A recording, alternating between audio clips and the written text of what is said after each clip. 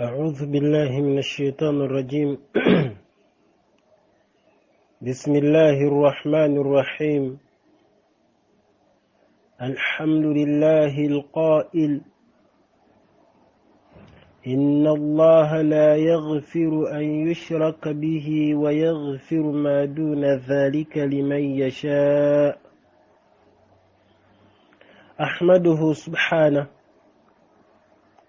وهو المحمود على كل ما قدره وقضاه وأستعينه استعانة من يعلم أنه لا رب له غيره ولا إله له سواه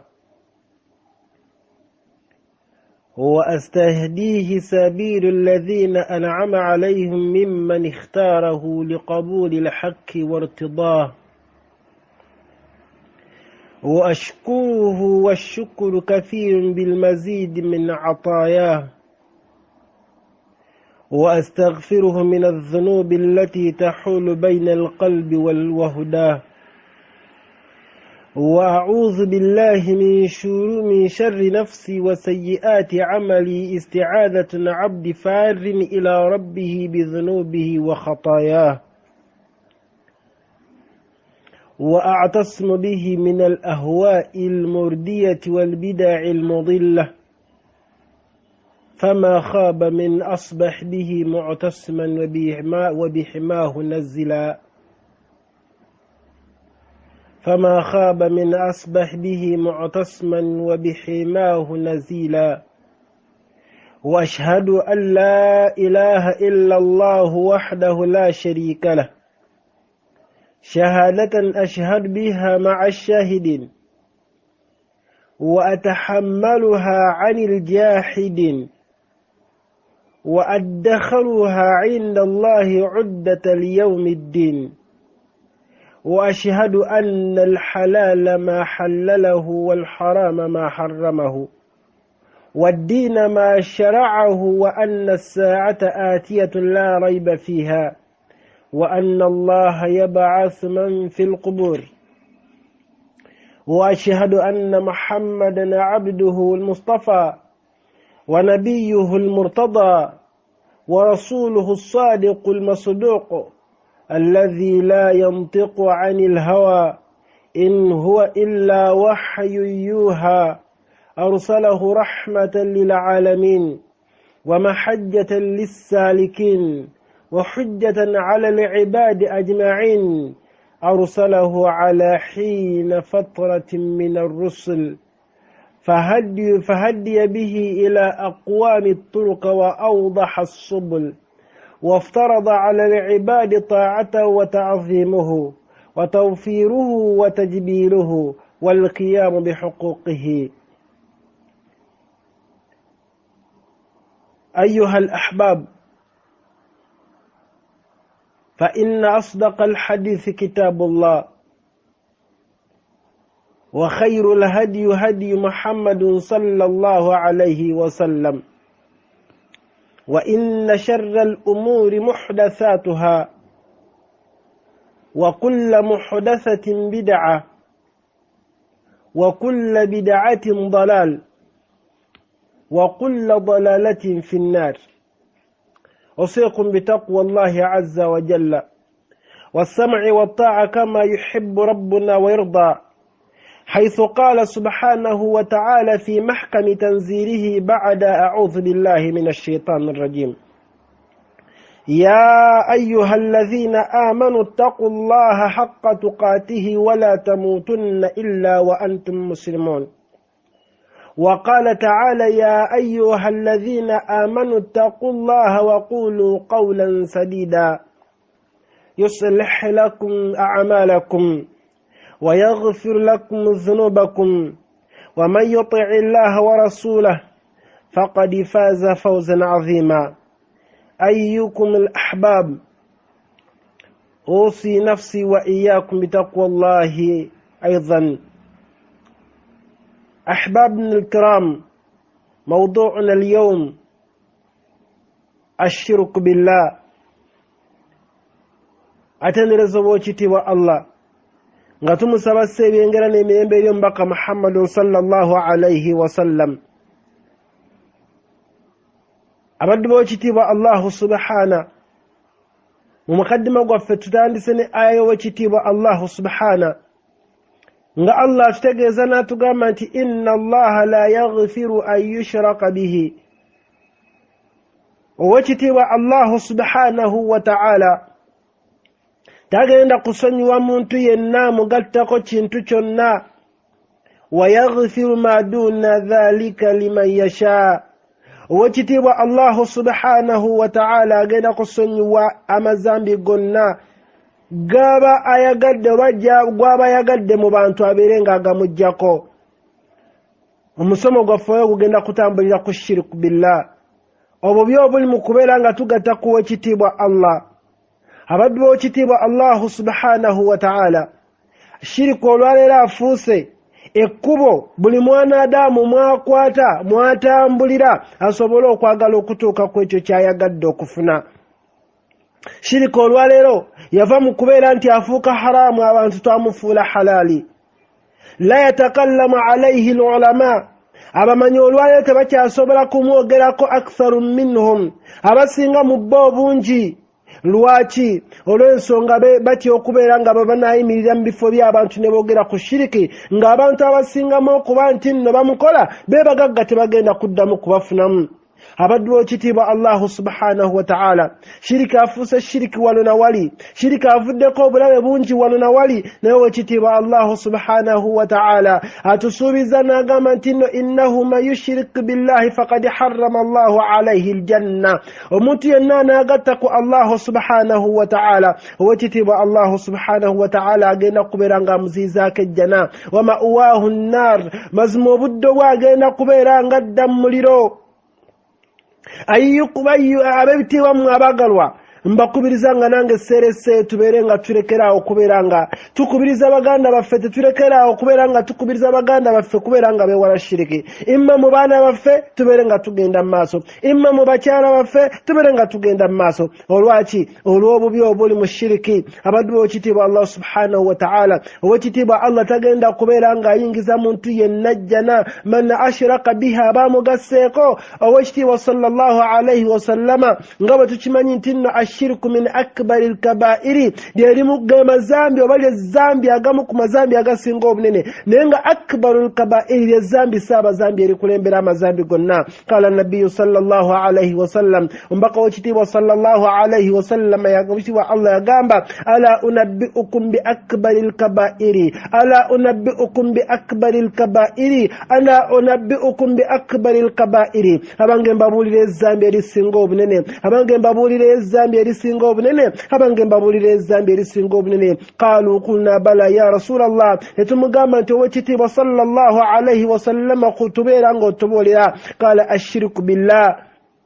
yagamba nti okugatta ku w'ekitiibwa Allahu subhanahu wa ta'ala zambi ddene nnyo. Mukadde waffe ayitibwa Ibn Saadi yagamba nti haqiqatu shiriki, ekigambo ekiyitibwa shiriki ekyannamaddala, ayubada almakhluuka kama yubadu Allah, omwanadamu okubeera nga asinza ekitonde kyonna nga bw'asinza ow'ekitiibwa Allah, au yuazzamu kama yuazzamu Allah, oba okubeera nga asukkulumya ekitonde kyonna nga bw'asukkulumya ow'ekitiibwa Allah, au yusrafu lahu min khasa'is ar-rububiyyah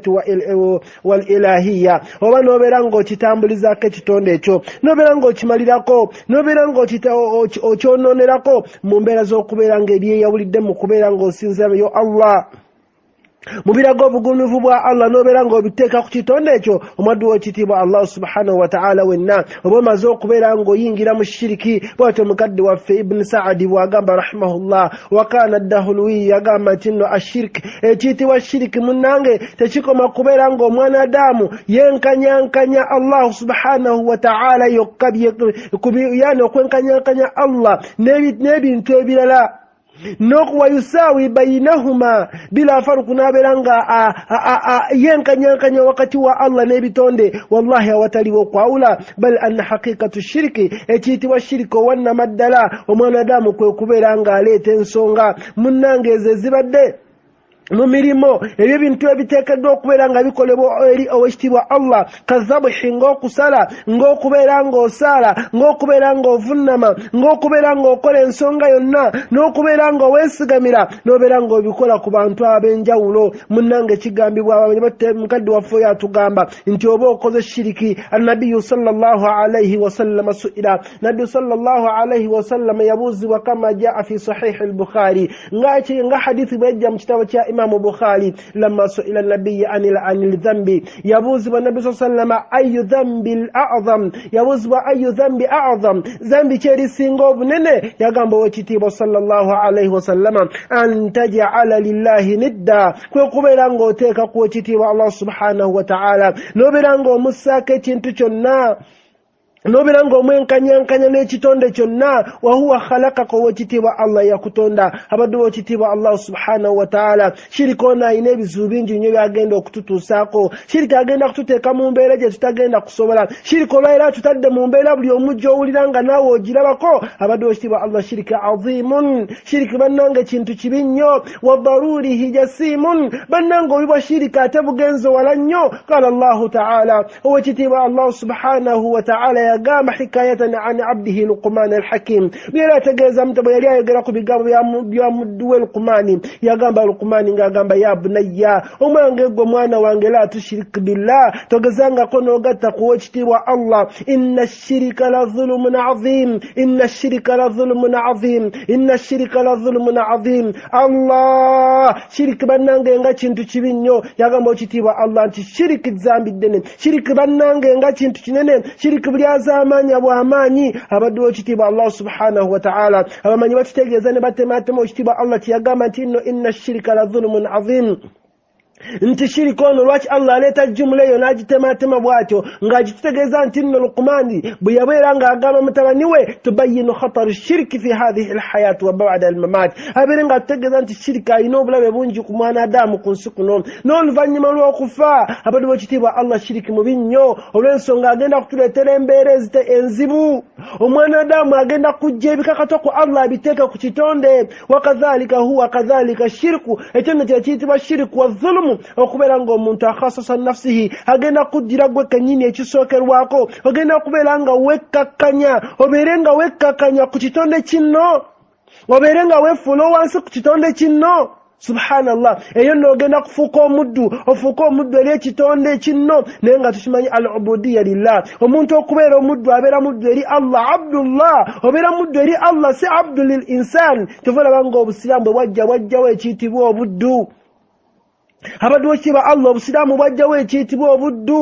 omwanadamu kadhalika dhulumu li ahli al-iman ogenda kubeera ng'olyazaamaanya abantu abalina okukkiriza mu mitima gyabwe ogenda kubeera ng'olyazaamaanya abantu abalina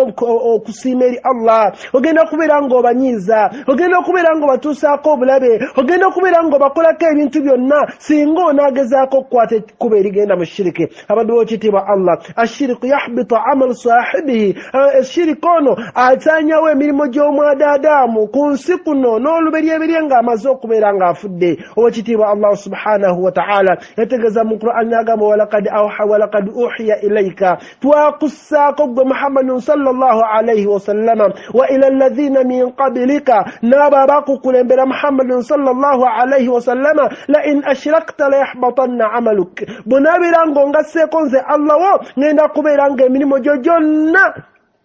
ngisaanyawo wala takunanna min alkhasirin ogenda kubeeramu abo abanadamu abafaafaaganiddwa balillaha fa'budu wakum min ashakirin abadde wekitiibwa Allah gwe tuba tusinza yekka wakum min ashakirin beera mu bantu abeebaza wekitiibwa Allah eri ebyo Allah subhanahu wa ta'ala byakuwadde abadde wekitiibwa Allah wa min khuturati shirk mu byo obuli mu shirika omwanadamu byateekeddwa okubeera nga yeewala ku bulamu buno obwensi anna sahibahu yakhaafu min kulli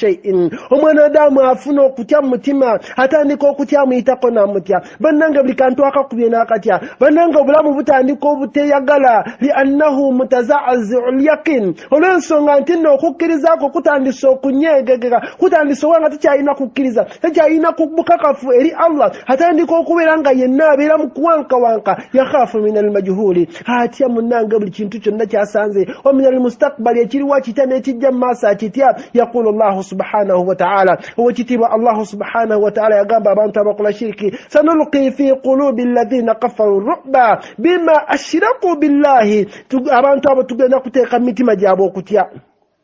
tugenda kuteeka mitima gyabwe okutya abantu aba bakafiri bima ashraku billahi abantu abavudde ku dini wekitiibwa Allah nabeera nga bakola shiriki wallahi tugenda kuteeka mu mitima gyabwe okutya munnange lwaki bima ashraku eryebyo bye bagatta ku Allah nabyo ma lam yunazzal bihi sultan ebintu ebitalinaako yadde obuyinza wama'wahum nnara wa bi'sa mathwa lizalimin munnange obudde bwe bagenda kuyingira muliro tukugamba gwe omuddu wekitiibwa Allah wa bi'sa mathwa lizalimin obunno bwe budde bw'omwana Adamu yenna omwononefu omulyaza amaanya gyagenda okubeera nga dda abadde wekitiibwa Allah subhanahu wa ta'ala omwana Adamu la hakikatu tadhaharu lilmushrikina yawma alqiyama fayaqulu lima'budatihim yawma alqiyama bagenda kujja abantu abakola shiriki nga bye basinza bajje nabyo beere nga babigamba min duni llahi basinza ebitali Allah tallahi in kunna la fi dalalin mubin wallahi bannaffe mwe twali ku nsi nga tuli mu bubuze naye idh nusawwikum bi rabbil alamin twabula mwenga tubenkanyankanya wekitiibwa Allah bannanga tutya wekitiibwa Allah twebakubera nga tugata ku wekitiibwa Allah wajaa fi lhadithi an nabiyi sallallahu alayhi wasallam annahu qala wekitiibwa nabbi sallallahu alayhi wasallam hadithi yagamba inna Allah amara Yahya ibn Zakariya bi 5 kalimatin an ya'mal bihinna wekitiibwa Allah yalagira nabiyullahi Zakariya ebigambo 5 okubeera nga abikolerako wa an ya'mura bani Israila an ya'malu bihinna n'okubeera nga alagira abaana ba Isirayiri okubeera nga bakola ki nga babikolerako owekitiibwa nabiyullahi ayitibwa Zakariya niwayitawo ebbanga nga ebigambo ebyo talinawo kubeera nga abituusa kuba alina okubituusaako ebbanga eryo bwe lyayitawo abaddu b'ekitiibwa Allah subhanahu wa ta'ala Allah n'abeera nga fa awha Allahu Isa owekitiibwa Allah n'abeera nga atuma Isa imma an yuballighuhunna aw tuballighuhunna genda omugambe ebigambo ebyo abituusa oba gwe obituusa fa ataahu Isa alayhi salatu wassalam faqala lahu Isa najja eri nabbi w'ekitiibwa Allah subhanahu wa ta'ala ayitibwa Zakariya n'amugamba innaka umirta bi 5 kalimatin owekitiibwa Allah akugambye ebigambo 5 an ta'mal bihinna obeerenga obikolerako wa ta'muru bani Israila an ya'malu bihinna obugambi n'abaana ba Isirayiri babeerenga babikolerako ebigambo ebyo ogenda bituusa oba mbeere nga mbituusa faqala lahu n'abeera nga amugamba ya ruhullah owange gwe omwoyo gw'owekitiibwa Allah gwe yassaako omwoyo akhisha ntya owo n'abeera nga okulembedde okukola ebigambo ebyo owekitiibwa Allah subhanahu wa ta'ala ajja kubeera nga ambonereza bw'ati owekitiibwa nabbi w'ekitiibwa Allah ayitibwa Yahya munnange n'akoowola fajamaa bani Israila fi baiti al-maqdisi n'akoowola abaana ba Isirayiri n'abassa mu muzikiti gwa maqdisi hatta mtala المسجد ومزكتي غنن غبرانغا غجلا فقعد على الشرفات محمد yabeeranga atunda afwan ng'atuula ku tetuyitolwaire tetuyita mimbali n'atuula waggulu fahamida allaha n'abeera nga atendereza Allah n'abeera nga amawula thumma qaala n'abeera nga agamba inna allaha amarani bi 5 owekitiibwa Allah subhanahu wa ta'ala ndagidde ebigambo 5 an a'malu bihinna aw an a'mala bihinna mbeere nga mbikolerako wa amurukum an ta'malu bihinna nammwe mbalagire mbeere nga mbikolerako awwaluhunna yabagamba kulembera kya byonna anta abudullaha wala tushiriku bihi shay'a muberenga musinza omukinzo w'ekitiibwa Allah subhanahu wa ta'ala muleme kubeeranga mugattako kigambo kyonna baganda bange ab'ebitiibwa nze naawe nkusuubiza nga nange seereseebo tunaabeera nga twewadde ne tukwate ekkubo ly'okugatta ku Allah tugenda kusisinkana ebizibu nga bwe tubirabye abaddu b'ekitiibwa Allah yagenda maaso n'abagamba nti nno ekyokubeera nga fa inna mathal man ashraka billahi omuntu kifaanaganako omuntu yenna oba ekifaananyi kyosobola okukubira ku muntu yenna agasse ku Allah kamathali rajulin ishtara abdan min khalisi maalihi bidhahabin aw waraq thumma askanahu dara kiringa omusajja okubeera ng'akutta ensimbi n'agulamu omuddu n'amaliriza n'abeera ng'afuna waamuteeka bw'amala okumuteeka awo faqaala n'abeera ng'amugamba nti genda okolera n'abeera ng'akolera omulala abange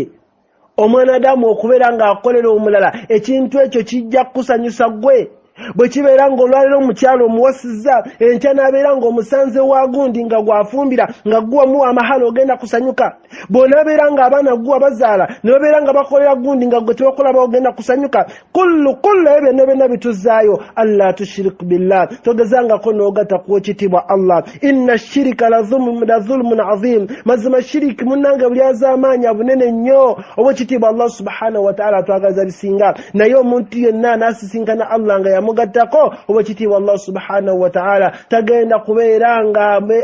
amusonyiwa.